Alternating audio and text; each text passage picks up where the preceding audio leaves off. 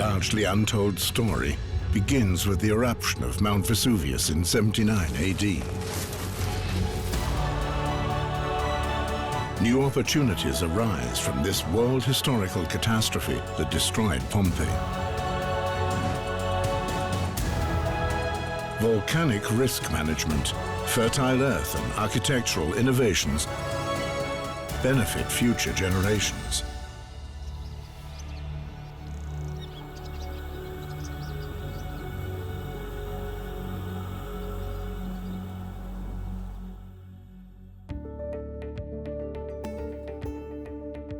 The Bay of Naples, a place of longing for many. Life is good in the shadow of Mount Vesuvius. The climate is gentle, the soil is fertile, and the food is tasty. Already in antiquity, the mild climate lured first Greek colonists to the area, and later also the glitterati from Rome. The rich and the super rich have their beach villas built here, and on the side make money from the wealth of agricultural products. But the Romans are unaware that they have built their homes on a powder keg. It comes as a shock when the eruption of Vesuvius destroys Pompeii and Herculaneum.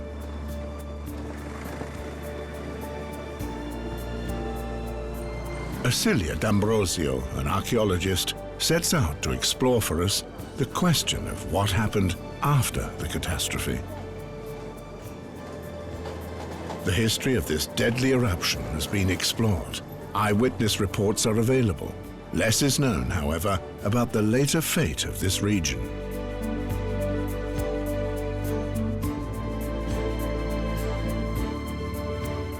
Overlooked by Mount Vesuvius, the Bay of Naples is characterized by incredibly rich volcanic soil.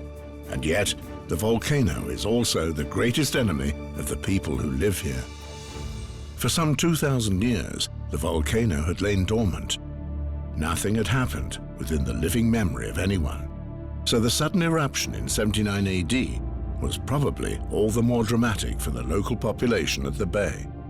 Within hours, Vesuvius had turned a lush and flourishing landscape into a barren moonscape.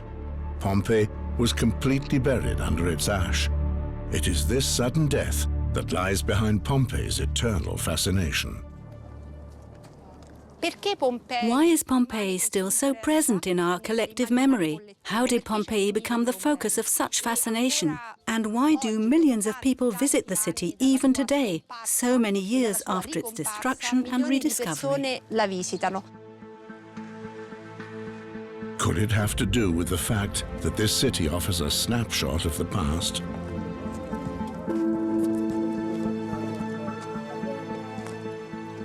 You could explain it using a comparison. Pompeii is a bit like the heroes of antiquity. As the saying goes, those whom the gods love die young. And such is the fate of Pompeii. It became immortal because it disappeared so quickly. Improvvisa e catastrofica l'abbia resa immortale.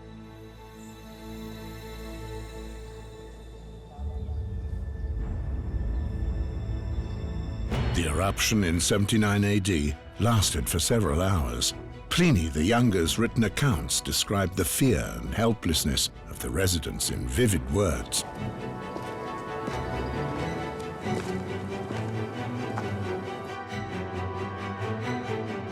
The eruption began between 10 and 11 a.m. with a mighty explosion that ruptured the crater floor and laid bare the volcano's magma conduit.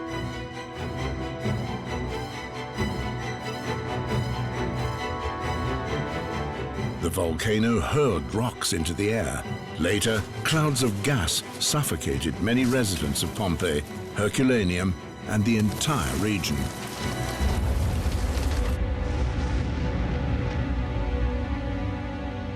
Buildings were buried. The livelihood of the people was destroyed. Massimo Osanna is the excavation site's director. Ercilia meets him on the Forum, the main square of ancient Pompeii, to find out how Romans reacted to the catastrophe.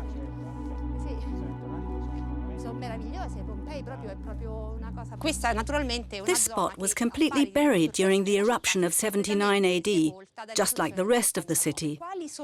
What measures did the imperial administration take? And especially, what did Titus, in whose reign this happened, do right after the catastrophe took place? Poor Titus had to deal with this catastrophe just months after he assumed power. It was an acid test of sorts, and I must say he mastered it very well.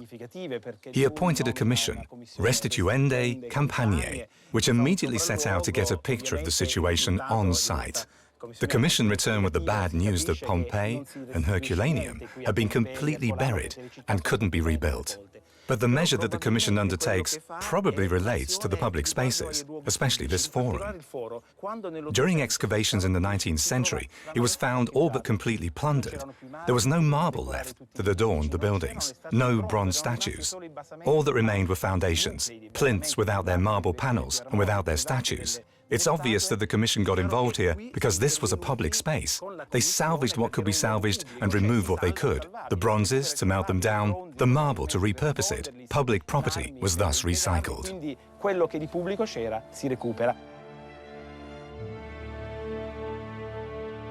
Titus had only succeeded his father Vespasian in June 79. The new emperor proves to be an outstanding crisis manager, which came as a surprise to his contemporaries. Before he became emperor, he wasn't terribly popular.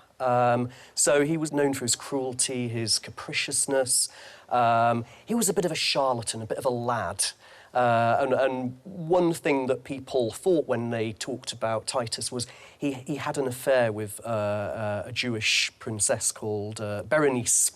And that made him look a little bit like the sort of Antony and Cleopatra coupling. So I think there were some associations that worried people a bit, that troubled people. But then his activity as soon as he became emperor in helping people recover both from the eruption in this area and from a big fire in Rome actually propelled his reputation into a much better state. Titus quickly implements a relief program and has the roads rebuilt. People who are cut off from the outside world can thus be supplied with whatever they need to survive. During the eruption, a wave of mud buried the streets. The floor level was raised and the coastline was shifted by 2 kilometers.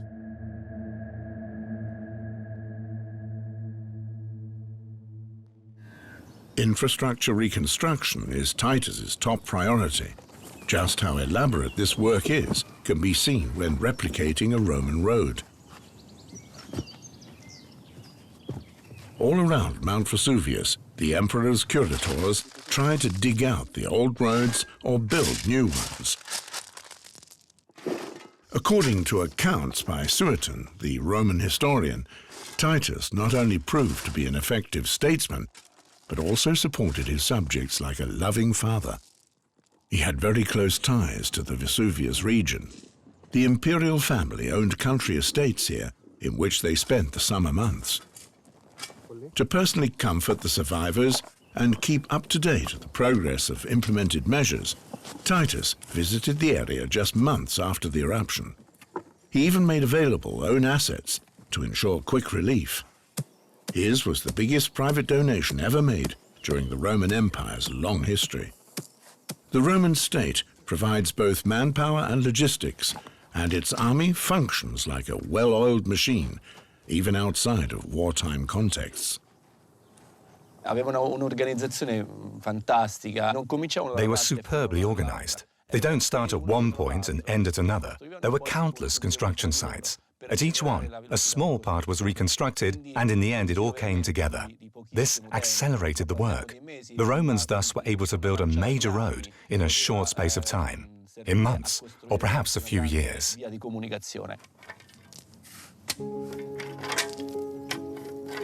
It wasn't until Emperor Hadrian's reign, some 50 years later, that road networks and the most important infrastructures were fully restored.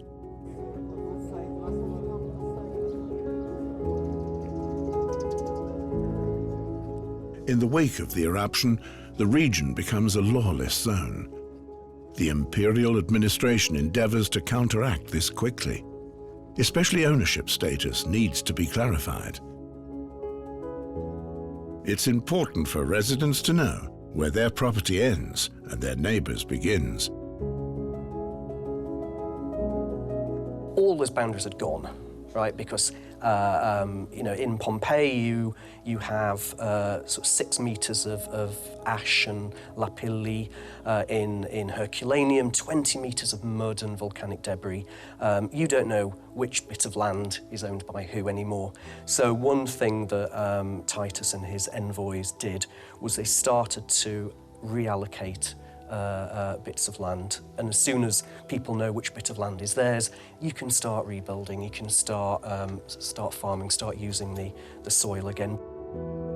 Reallocation of the land is the indispensable condition of an economic revival. In Naples' Archaeological National Museum, Acilia D'Ambrosio meets Ferdinando di Simone, from whom she hopes to learn more about the economy of this ancient region and understand what conditions were necessary for its rebuilding.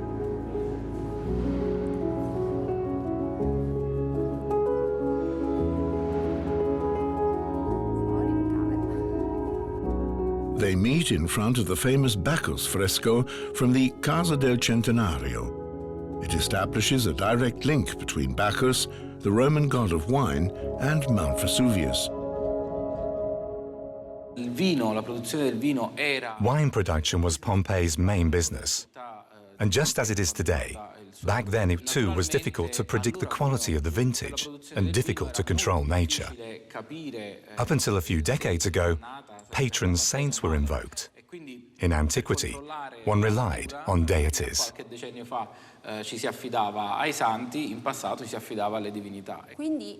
So wine was the economic motor, just like agriculture in general. And from Pompeii, it was exported throughout the entire empire. Yes, all through the empire. And indeed, if we think about the Vesuvius eruption in the 1st century after Christ, we already have a very advanced Roman economy throughout Campania.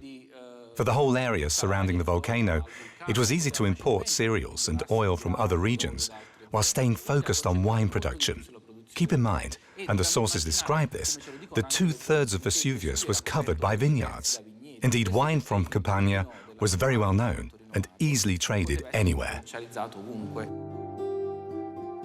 The amphoras that were found help archaeologists track how wine from the foot of Mount Vesuvius was shipped to Greece, Gaul, Spain, Britain, Northern Africa, and even to India.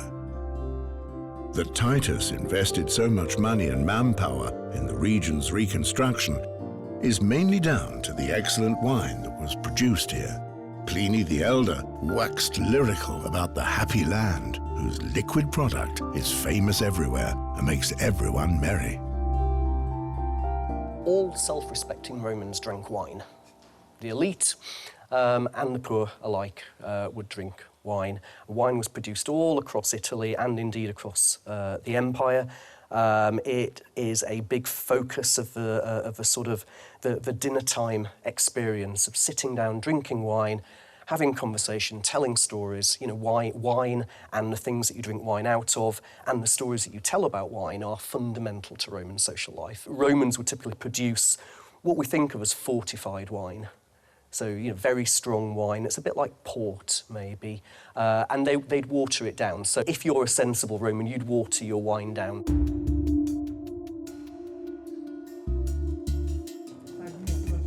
Based on estimates, there were 80 to 95 wine bars in ancient Pompeii.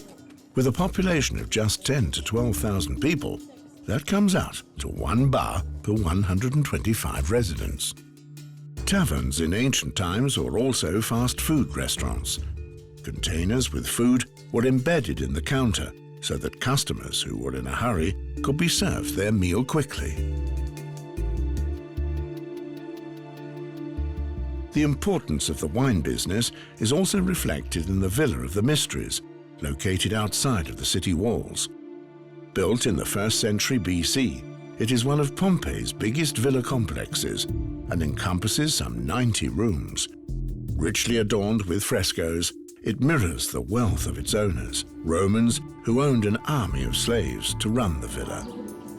This is where Ercilia meets up with the German archaeologist Pia Kastenmeier, who had dedicated her entire life as a researcher to Pompeii and the region surrounding Mount Vesuvius. The large wall fresco in the Triclinicum shows mythological scenes. In this dining room, the wealthy Roman elite hosted extravagant parties. And that, of course, goes hand in hand with good wine, which was produced just a few rooms down in the Villa of the Mysteries. Im Besonderen hier in der Vesuvgegend im gesamten Hinterland. Especially here in the Vesuvius region and the entire hinterland of Pompeii.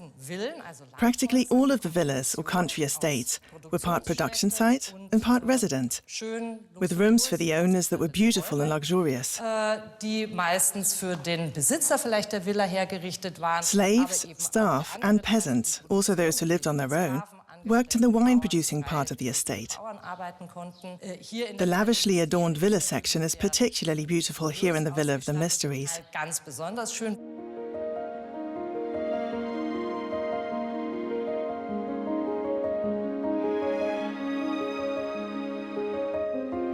The artistic frescoes are the pride and joy of the wealthy owners. Colourful frescoes were considered a status symbol.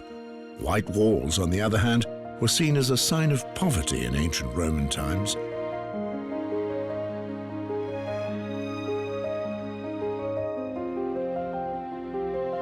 But the frescoes also convey messages and tell stories. The adventures of the great heroes of antiquity are often depicted, for example, or scenes from the lives of the deities. In the past, mythological motifs used to entertain people in the way that comics or illustrated books entertain us today.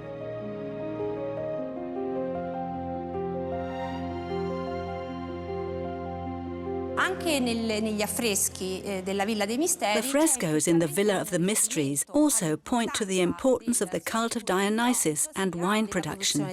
Here in dem Mittelbild ist eben tatsächlich. Here in the middle of this picture, we do in fact see Dionysus, the Greek god of wine.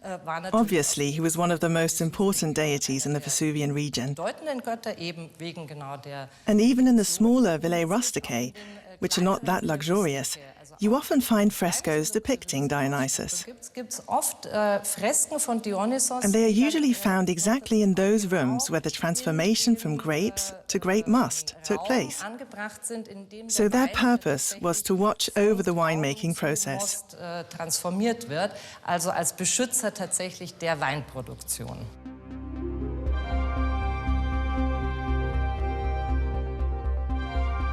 The Villa of the Mysteries living quarters with the famous Dionysus fresco are west-facing, toward the ocean. The kitchen and utility rooms face south or east, while the sections inhabited by slaves, along with the packing sheds for the agricultural products, are north-facing. A large wine press was found in the villa's production area by archaeologists in the 20th century. The wood vats were filled with grapes that were crushed between wooden beams by winding down a windlass.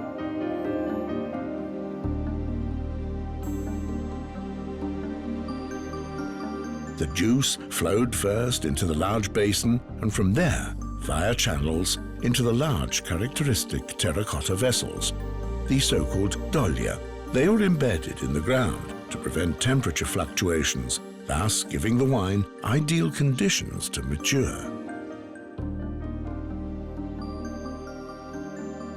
The wine business in the Vesuvian region was already experiencing upheaval. There was a lot of competition, especially from Gaul and Spain, where good quality wine was being produced at lower prices.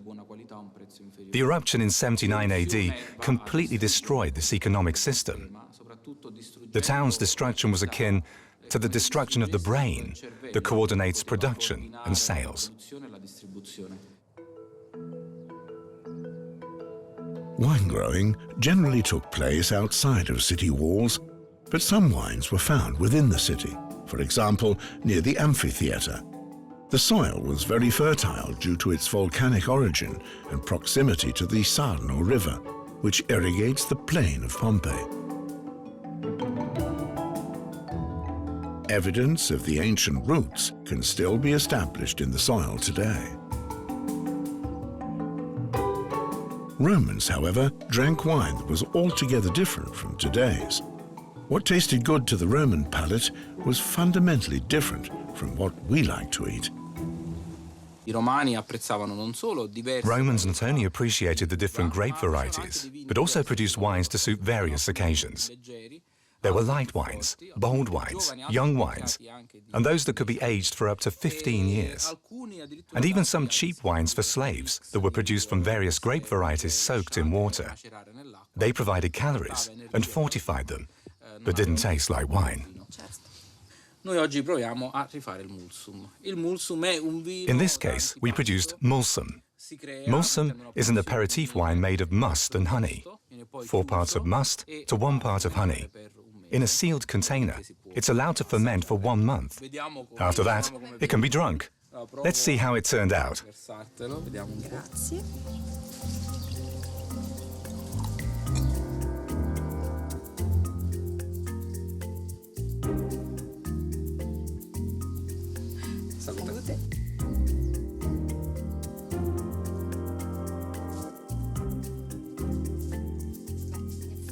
Well, it is in fact very sweet. It tastes unusual and very sweet, perhaps too sweet for our palate.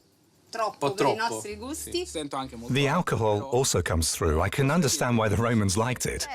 Absolutely. Somehow delicious. We could serve it. To go with an appetizer. It wasn't just wine that was grown in this region.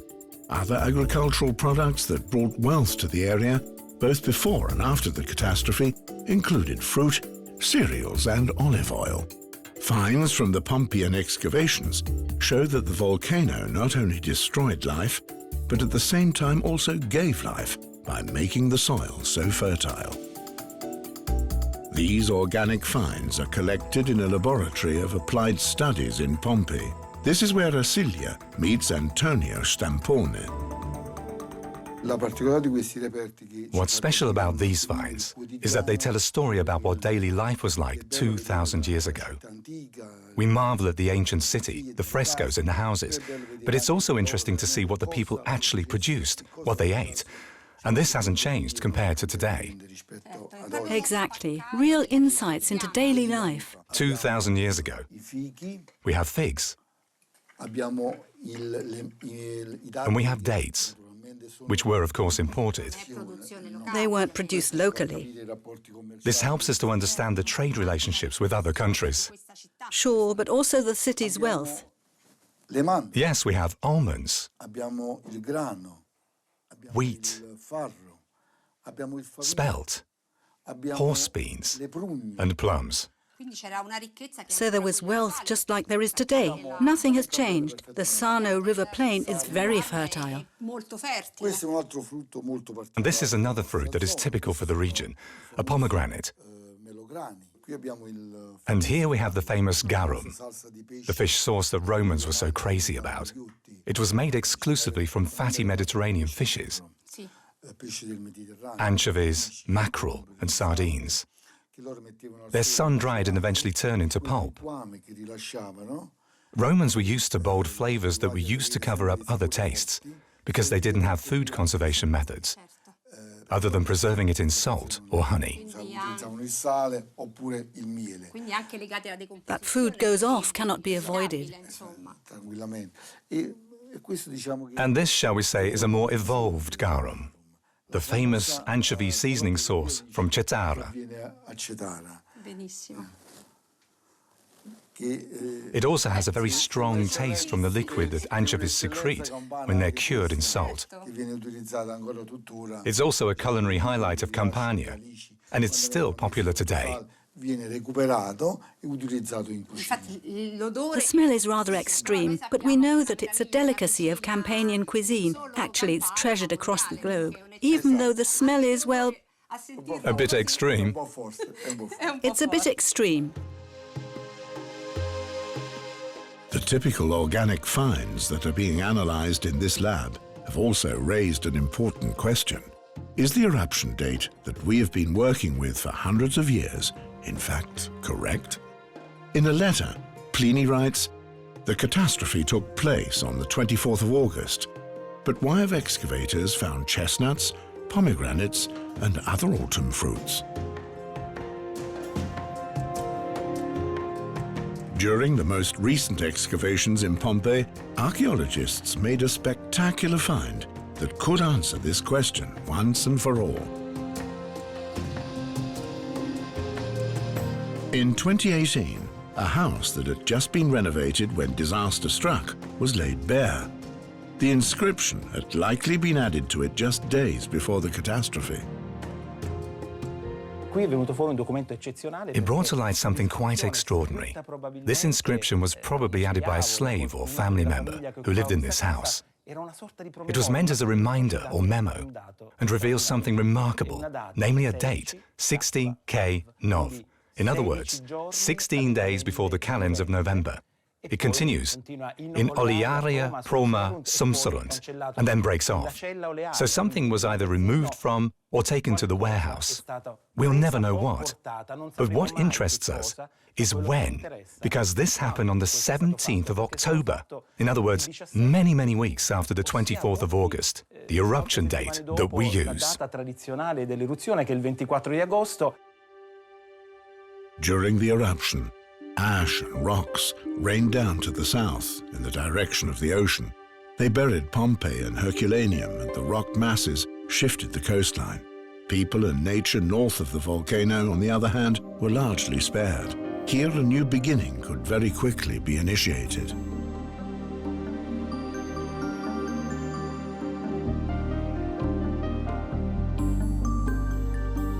Some years ago, archaeologists stumbled upon an ancient villa here. It quickly became evident that they were dealing with a huge estate, and there was wild speculation as to who the owners were. Acilia meets excavation director Antonio Di Simone in this villa located in Somma Vesuviana. Si è ritenuto che questo potesse essere il luogo. It was speculated that this might be the villa of the Octavians, in which Emperor Augustus died. When we started our excavations, there was nothing to see here, just a meadow. Then we discovered what we see here today, and found out that the villa most likely doesn't have anything to do with Augustus's villa. But it divulges information on how this region functioned, and especially about how Campania functioned after the Vesuvius eruption in 79 AD and up to the beginning of the Middle Ages. The circumstance that this isn't Augustus's villa is not at all detrimental to our research.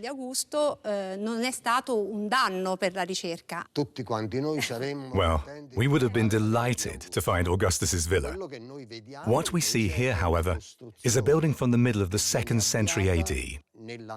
The situation in the Roman Empire had gradually changed by then. It had entered a state of crisis, and then with the death of Romulus Augustus, finally collapsed. It was during this last phase that the villa was restructured. It was transformed from a holiday villa to more and more of a production facility for wine.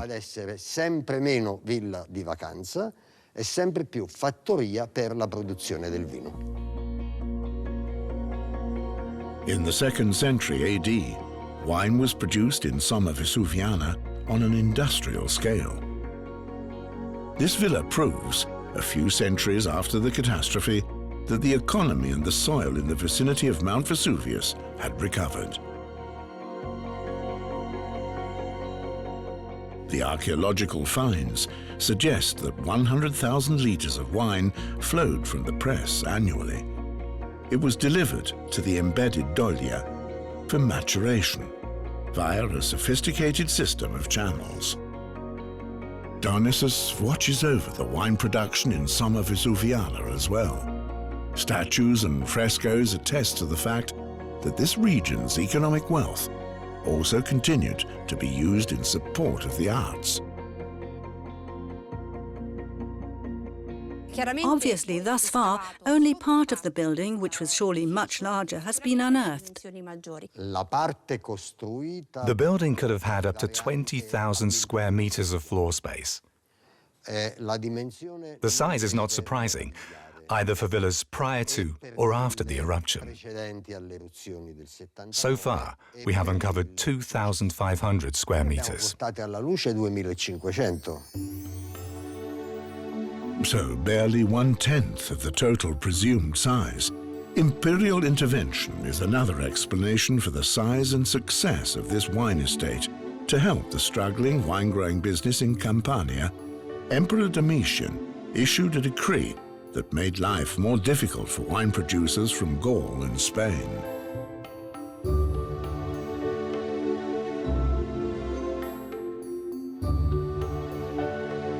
The winery in Somma Vesuviana is just one example. Researchers believe that there are other villas in this area that were built as wine production facilities. And writers from ancient times also mention the economic recovery in the region. Cassius Dio is a historian writing about 120 years after the eruption in the late 2nd century AD, early 3rd century AD. He tells the story of the eruption, and he says that in his day, 120 years later, you can see plants growing on the slopes of Vesuvius, you can see vineyards being cultivated. So by that time, the region is experiencing a resurgence in productivity.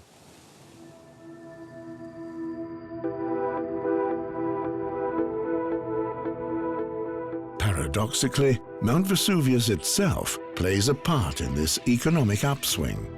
The 79 AD eruption actually made the soil even more fertile. Over the long run, thus, the devastating eruption went hand in hand with even higher wine yields in the region. Our image of the eruption is, however, informed by clichés and myths. Popular imagination has lava flowing down from the mountain and consuming everything and everybody, and it was not like that. Okay, so Pompeii was buried under 6 meters of ash, which accumulated over a day or two. Herculaneum was first incinerated by a pyroclastic flow, and then a big landslide where mud and volcanic debris covered the town.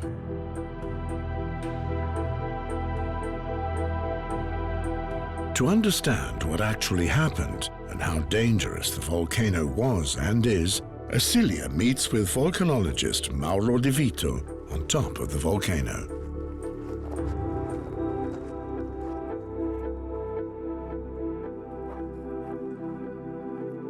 Questo vulcano alterna fasi brevi con tante This volcano eruzioni, alternates between short bursts of, in part very violent activity, and long periods of dormancy, in which it still experiences geological activity. The risk that it poses is down to its very intense eruptions on the one hand, but also the circumstance that the area has been very densely populated for millennia.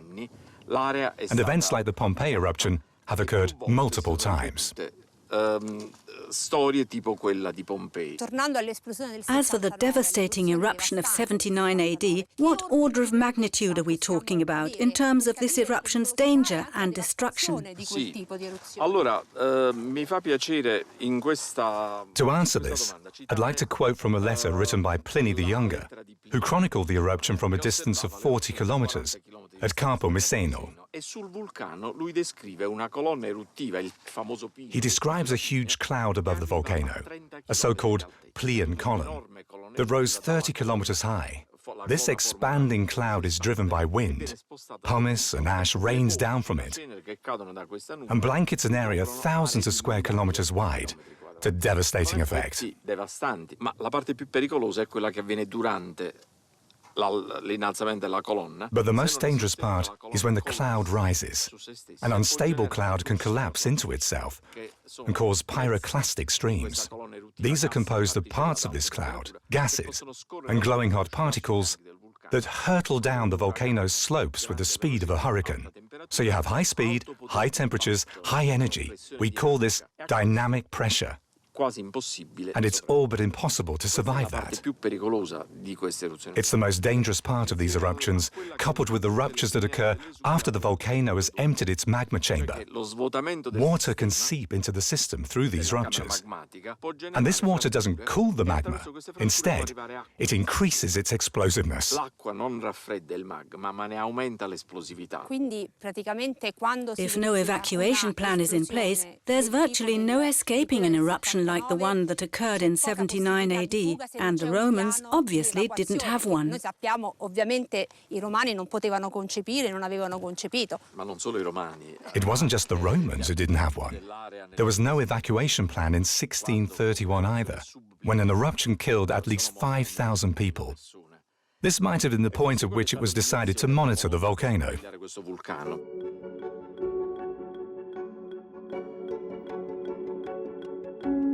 The world's oldest volcanological institute is founded in 1841 on Mount Vesuvius.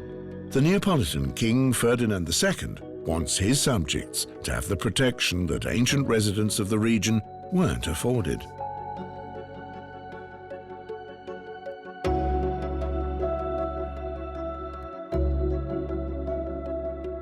He encourages and promotes the sciences and the building of instruments that can predict an impending eruption of a seemingly inactive volcano. A catastrophe like the one in 79 AD, which cost the lives of so many and necessitated a tremendous reconstruction effort, shall never be repeated.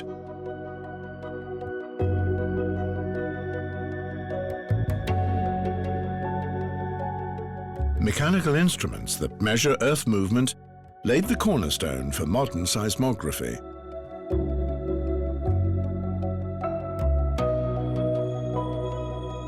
Monitoring technology, however, does not provide complete security. A fundamental problem in this region is the circumstance that it has been densely settled since the Bronze Age. The volcano draws people into its orbit because it bestows a livelihood and riches upon them. Yet this proximity is also dangerous.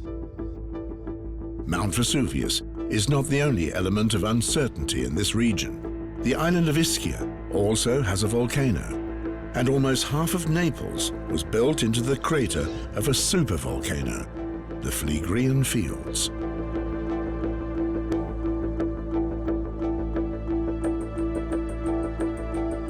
A modern observatory that monitors the activities of all the volcanoes in the Bay of Naples is located in the middle of this crater. Displayed on dozens of screens, volcanologists and geologists can see Earth movements and temperature curves that provide information on volcanic activities.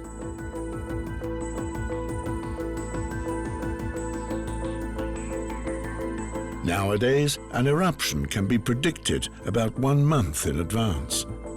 The people in Pompeii should have been alerted by the many earthquakes that shook the region since 62 AD. But since they didn't know that these were likely triggered by Vesuvius, that they were announcing the catastrophe, the eruption took them by surprise.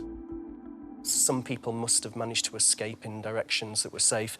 A lot of people went to the shore in the hope that they'd be rescued by ships, and I think some were.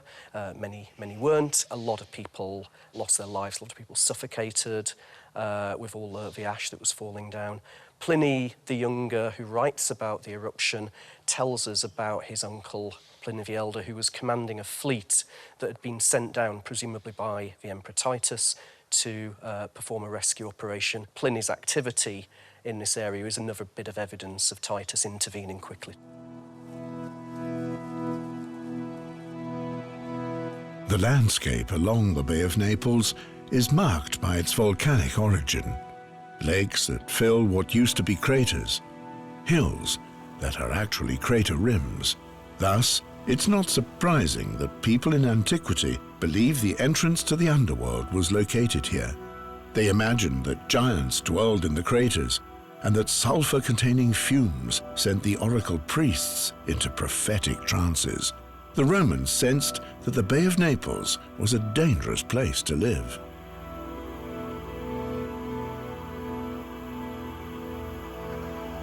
The landscape also changes over the course of time.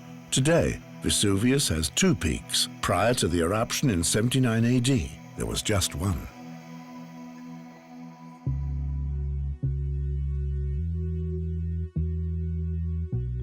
Precious items that were buried under Vesuvius ash and rock are kept at the National Archaeological Museum of Naples. Among them is a real treasure from the house of Menander in Pompeii.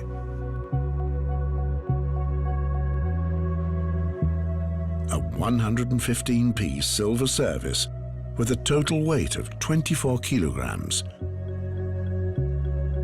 The goblets, plates and bowls are elaborately adorned with animal heads and olive leaves, as well as mythological scenes from the life of Hercules and Dionysus.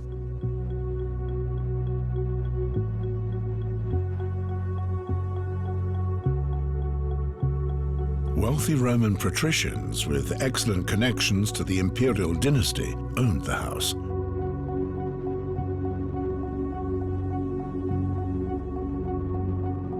Quintus Poppaeus was related to Nero's second wife. Excavators found the silver treasure in the basement of the house in 1930. Presumably, the rich owners hid it there for safekeeping, since they lived predominantly in the capital. A chest of gold and silver coins, along with a jewelry box, was also found in the basement. Another find, however, is even more interesting in terms of the insight it gives on what life was like there after the catastrophe. Some of the bodies were found here. Interestingly, tools such as spades and a lantern, perfect to commit a break-in, were found next to them.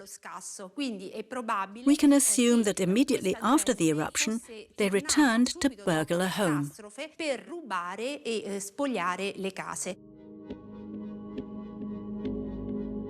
Apparently, the robbers' instincts were correct, as the house of Menander was one of the grandest in Pompeii. It encompassed 1,830 square meters and was richly decorated with artistic frescoes and elaborate mosaics. It was already built in the 3rd century BC under Greek rule, even before the Romans had gained a foothold here. The thieves were familiar with the area and knew where a break-in would prove worthwhile. They were very well organized. Graffiti was found on the wall of one of the houses. The graffiti reads, "This house has already been robbed."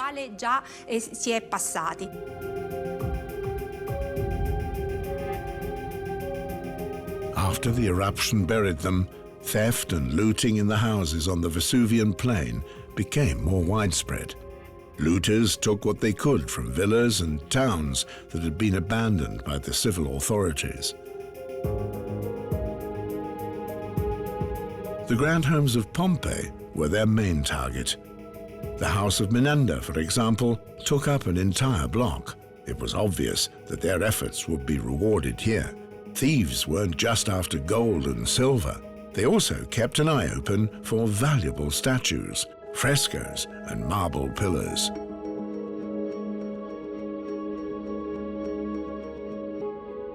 The wealth of Pompeii, the lavish decor and furnishings, has always been enticing to grave robbers. In antiquity and today alike, illegal excavations are in fact still a major problem that authorities are constantly grappling with.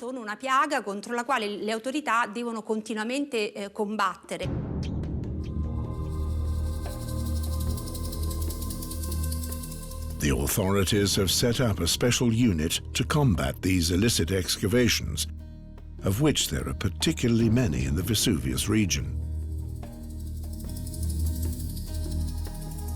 The archaeological dig in Pompeii is well guarded. The surrounding area, however, is too extensive to keep a watchful eye on. This is where grave robbers see their opportunity. Carabinieri stumbled upon an illegal excavation of enormous dimensions in Civita Giuliana. Archaeologists had already unearthed remnants from antiquity here at the beginning of the 20th century, but then quickly abandoned the dig. In 1994, the results of the excavation were published. Perhaps this is what made tomb raiders aware of the site? As an investigative authority, we're aware that grave robbers have been active in this area for years. We notified the Antiquities Authority of this and requested that an emergency excavation be carried out. These excavations have not only brought to light significant scientific, historical, cultural, and archaeological insights, but have also aided the investigation by finding evidence that identifies the culprits.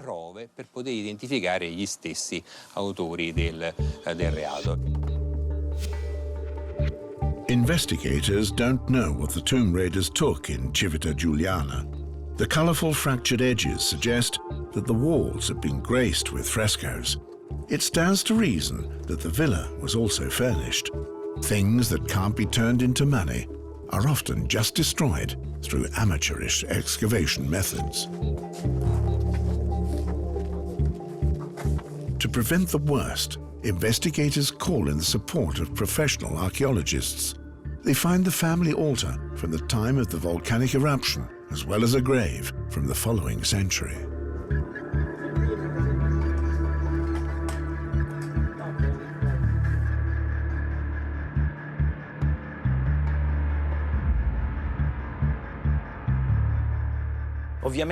Obviously, they don't use the door.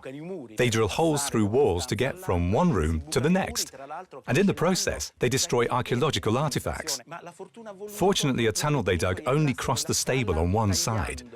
The horses thus remained intact. These were stud horses that were likely used for parades, military activities, and representative purposes. What is unique about them is that they were fully harnessed at the time of the eruption.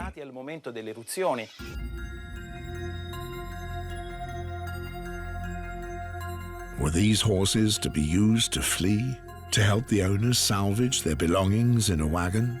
All we know is that fleeing offered the only chance of surviving this cataclysmic volcanic eruption.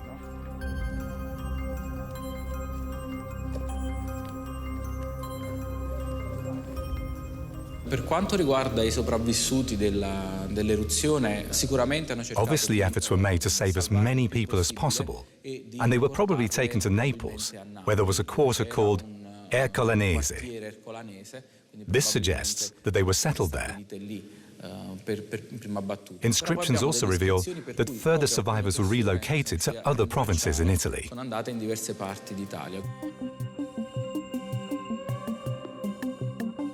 After the catastrophe of 79 AD, the region needed decades to recover. It is thanks to Titus's determined and resolute intervention that the crisis was overcome and life could begin anew. As cities, Pompeii and Herculaneum were lost forever. But they live on, not only as tourist hotspots and laboratories for classical archaeologists.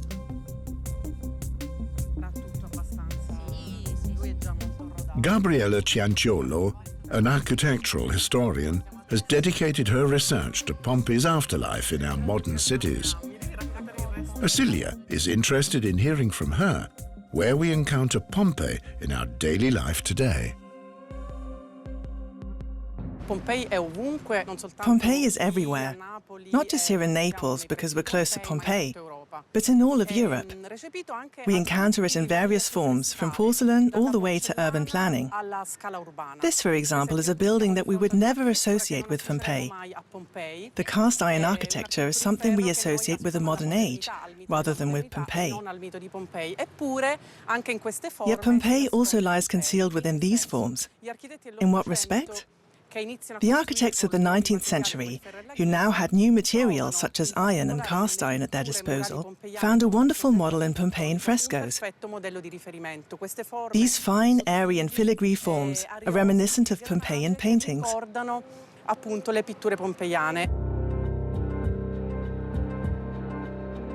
Pompeian frescoes were read like architectural drawings by 19th century architects. Since there were as yet no models for the new materials they had at their disposal, they let themselves be inspired by Pompeian paintings.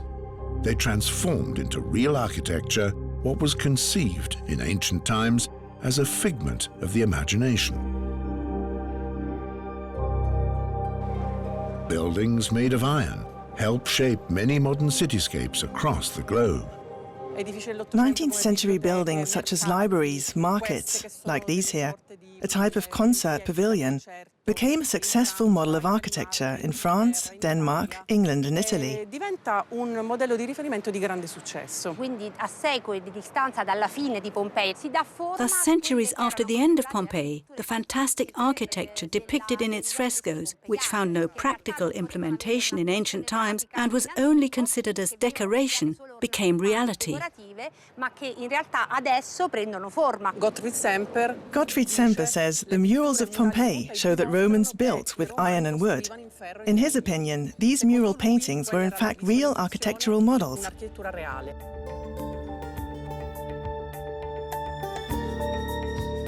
Pompeii lives on in the cities of today, but especially in the popular imagination. The archaeological site captures our imagination. It has become the incarnation of Roman antiquity. All the while, Pompeii also tells a story of extreme modernity. Following the devastating calamity, Titus took action like a modern-day crisis manager. Within no time at all, he coordinated a relief effort that made it possible to reconstruct the livelihoods of the survivors and set the stage for the region's economic comeback. With this, the Roman Emperor created the basis for what continues to be a prospering region today.